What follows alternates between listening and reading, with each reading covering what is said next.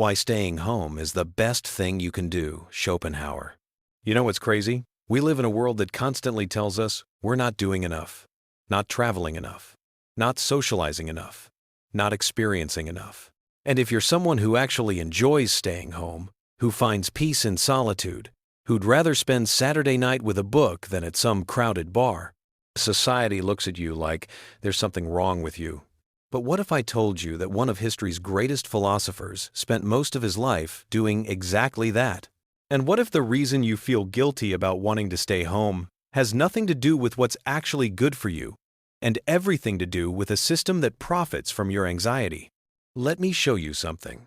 Picture two people. There's Sarah, who's constantly posting photos from rooftop bars, weekend getaways, dinner parties with friends she doesn't actually like that much. Her calendar is packed. Her social media is fire. Everyone thinks she's living her best life. Then there's Mike. Mike goes to work, comes home, reads, thinks, maybe takes a walk alone. He turns down most invitations.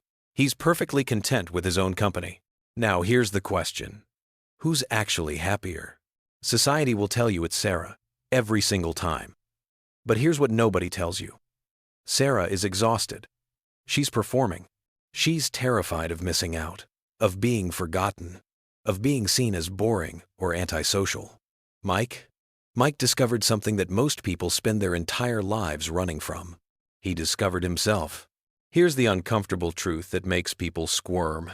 Our society has a massive problem with people who are genuinely content in their own company. And it's not because there's something wrong with solitude. It's because a person who's happy alone is a person who can't be easily sold to, can't be manipulated through FOMO, can't be controlled through social pressure. Think about it. Every advertisement, every social media algorithm, every piece of cultural messaging is designed to make you feel incomplete as you are. You need this vacation. You need these friends. You need these experiences. You need to be out there, visible, participating, consuming. But what if you don't? This is where Arthur Schopenhauer comes in. And trust me, this guy understood something about human nature that most of us are still trying to grasp. Schopenhauer lived from 1788 to 1860, and he spent most of his adult life in voluntary solitude in Frankfurt. Not because he was depressed or antisocial, but because he figured out something profound. The less you need from other people, the freer you become. He wrote extensively about this, and his ideas are more relevant now than ever. Here's one of his most powerful observations. A man can be himself only so long as he is alone. And if he does not love solitude, he will not love freedom. For it is only when he is alone that he is really free. Read that again. You can only be yourself when you're alone. Because when you're with others, you're constantly performing, adjusting, moderating yourself based on what you think they want to see. Schopenhauer understood that most social interaction isn't about genuine connection. It's about validation, distraction, and what he called the collision of wills. Everyone wants something from everyone else, even if it's just attention or agreement.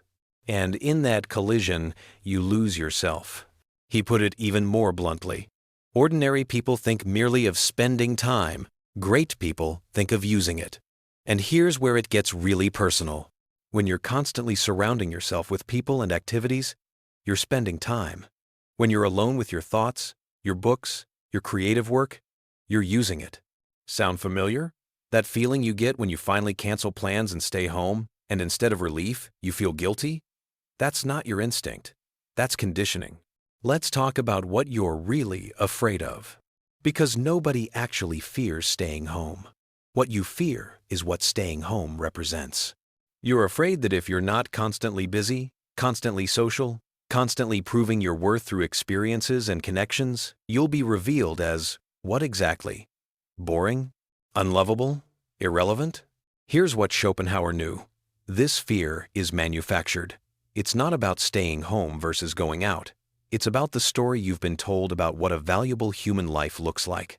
Society has convinced you that your worth is measured by your visibility, by your social calendar, by the number of people who know your name, by the experiences you can post about. And the most insidious part? They've convinced you that wanting anything different means there's something wrong with you. But here's where it gets really interesting. Schopenhauer argued that the human condition is defined by what he called the will, this constant, restless striving that never finds satisfaction. We want, we achieve, we immediately want something else. It's an endless cycle of desire and temporary fulfillment. And you know where this cycle is most intense? In social settings. In the constant comparison, the performance, the seeking of approval. Every social interaction is a reminder of what you don't have, who you're not, what you haven't achieved. But when you're alone, when you're genuinely comfortable in solitude, you step off that hamster wheel. You stop comparing. You stop performing. You start actually living. Schopenhauer wrote, "We forfeit 3/4 of ourselves in order to be like other people." Think about that. 3/4 of who you actually are gets sacrificed just to fit in, to be accepted, to avoid judgment. And here's the mechanism at work. Every time you force yourself to go out when you'd rather stay in, every time you apologize for wanting solitude, every time you feel guilty for choosing yourself over social obligation, you're reinforcing the belief that your natural inclinations are wrong. You're teaching yourself that who you actually are isn't acceptable. Now let's talk about why this system exists. Because it's not random that society pushes constant socialization and experiences. There's a reason we're told that staying home means you're missing out, that solitude equals loneliness, that a quiet life is a wasted life. A person who's content at home doesn't spend money at restaurants, bars, clubs, concerts. They don't buy new outfits for events. They don't book hotels or flights. They don't participate in the experience economy that drives modern capitalism. But more than that, a person who's comfortable in solitude can't be controlled through social pressure. They don't need approval from the crowd. They can't be manipulated through fear of missing out or fear of judgment. They think independently because they spend time thinking rather than reacting. This is dangerous to any system that relies on conformity. Schopenhauer understood this power dynamic. He lived in an era of increasing industrialization and urbanization, where people were being herded into cities, into factories, into prescribed social roles, and he consciously chose to step back from all of it. He kept a small circle. He spent hours reading, writing, thinking. He took the same walk at the same time every day. People thought he was eccentric, antisocial, even arrogant. But here's what they missed. He was free, in a way that they never would be. He wrote, "It is difficult to find happiness within oneself, but it is impossible to find it anywhere else. This isn't pessimism, this is liberation. If your happiness depends on external validation, on social approval, on the presence of others, you'll never actually be happy, because those things are unstable, unreliable, and ultimately out of your control. But if you can find contentment within yourself, in your own company, in your own mind, nobody can take that from you." Here's what this looked like in practice. Schopenhauer would wake early, write for several hours, then take a 2-hour walk with his poodle. He'd eat lunch at the same restaurant, read for hours in the afternoon, attend one concert or play in the evening, then read before bed, every single day, for decades. To the outside world, this probably looked boring, repetitive, isolated. But here's what it actually was. A life designed entirely around his own preferences, his own rhythms, his own values. He wasn't performing for anyone. He wasn't proving anything. He was just living on his own terms. And in that solitude, in those hours of undisturbed thought, he produced philosophical works that changed how we understand consciousness, suffering, and human nature. Works that we're still reading, 160 years after his death. You think he could have done that if he was constantly at dinner parties, trying to network, worried about his social status? Let me tell you something. Every major intellectual, creative, or spiritual breakthrough in human history came from solitude, not from networking events, not from happy hours, from people who were willing to spend serious time alone with their thoughts. Buddha under the tree, Jesus in the desert, Newton during the plague, Darwin on his country estate, Tesla in his laboratory. Every single one of them understood what Schopenhauer knew. The noise of society drowns out the signal of your own mind. So how do you know if you're someone who genuinely thrives in solitude versus someone who's avoiding life? Here's what to look for. First, when you're alone, are you at peace or just distracted? Someone who's truly comfortable with solitude doesn't need constant stimulation. They can sit with their thoughts. They can enjoy silence. If you're alone, but you're scrolling, binging, gaming, constantly seeking input from screens, you're not actually experiencing solitude. You're just avoiding people while still avoiding yourself. Second, do you feel energized or depleted by social interaction? This is key. Some people genuinely recharge around others. But if you consistently feel drained after social events, if you need days to recover from a party, if the thought of another dinner with friends feels like work, that's your system telling you something. Third, when you decline invitations, is it from genuine preference or fear? There's a difference between choosing solitude and hiding from life. If you're staying home because you genuinely want to read that book, work on that project, or just think, that's healthy. If you're staying home because you're afraid of judgment, rejection, or anxiety, that's something to examine. Fourth, do you have a rich inner life? Schopenhauer wasn't just alone. He was actively engaged with ideas, books, music, philosophy. Solitude should be generative, not empty. If your alone time is purposeful and fulfilling, you're doing it right. And fifth, are you making the choice consciously or by default? This is huge. There's a difference between deliberately choosing a quieter life and just falling into isolation because it's easier. The key is agency. Are you consciously designing your life around your preferences, or are you just reacting to anxiety? Now, here's the practical application. How do you actually live with this understanding in a world that's constantly pressuring you to be more social, more visible, more out there? First, stop apologizing for your preferences. When someone asks why you didn't come to the party, you don't owe them an essay justifying your choice. I decided to stay in is a complete sentence. The moment you start defending your need for solitude is the moment you've already lost the argument with yourself. Second, design your life around your actual energy patterns, not what you think they should be. If you know you can handle one social event per week before you start feeling drained, plan accordingly. Don't overcommit and then feel guilty about canceling. Just commit less in the first place. Third, create what Schopenhauer would call sacred time. Blocks in your schedule that are non-negotiable solitude. This isn't being antisocial. This is being intentional. Treat your alone time with the same respect you'd treat an important meeting, because it is an important meeting with yourself. Fourth, curate your social circle ruthlessly. Schopenhauer was very specific about this. He didn't avoid all people. He avoided people who drained his energy or demanded things from him that he wasn't willing to give. Keep the relationships that actually feed you, and let go of the ones that exist only out of obligation or habit. Fifth, and this is crucial, find ways to contribute that don't require constant social performance. You can be creative, productive, and impactful without being the person who shows up to everything. Write, create, think, build. Share your work if you want, but don't confuse visibility with value.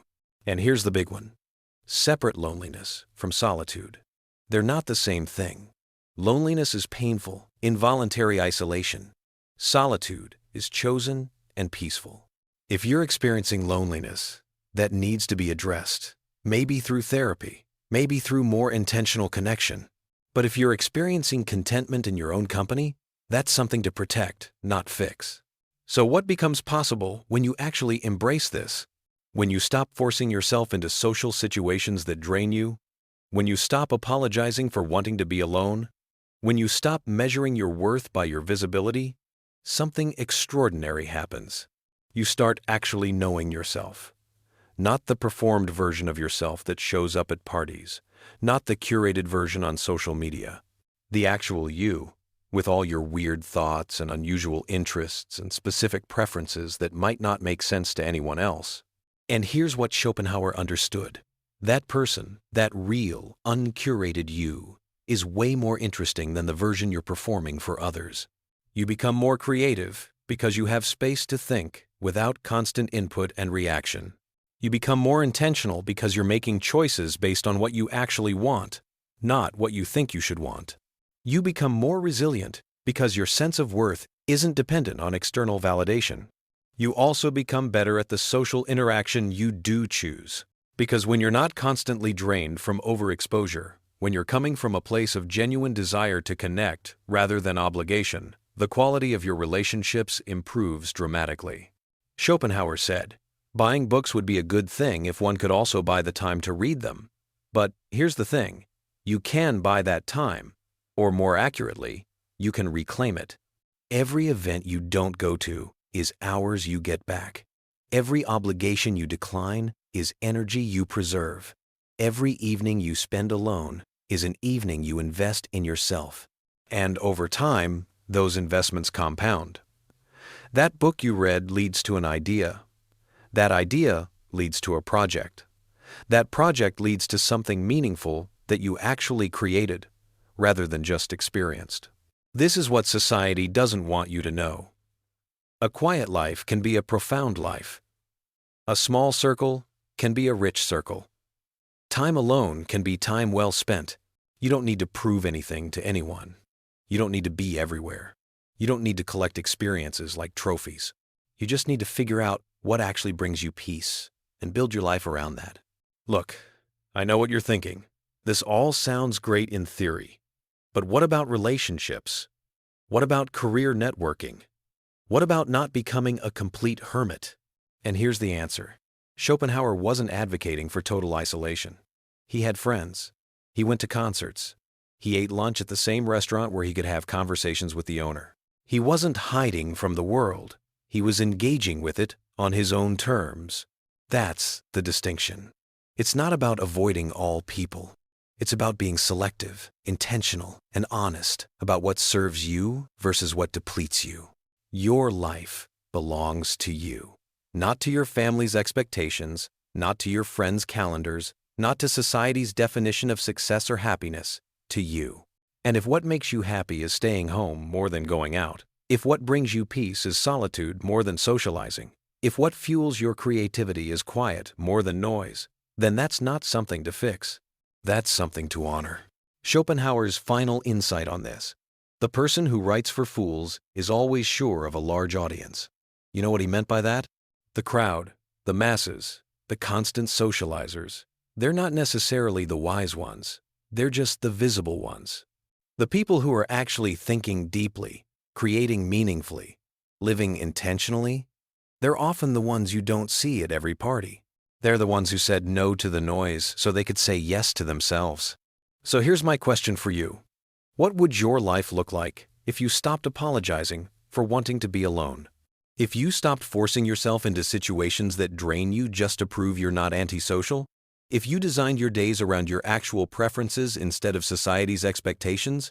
What would you create, think, or become if you gave yourself permission to stay home? Leave a comment below and let me know. Are you team solitude or team socializing?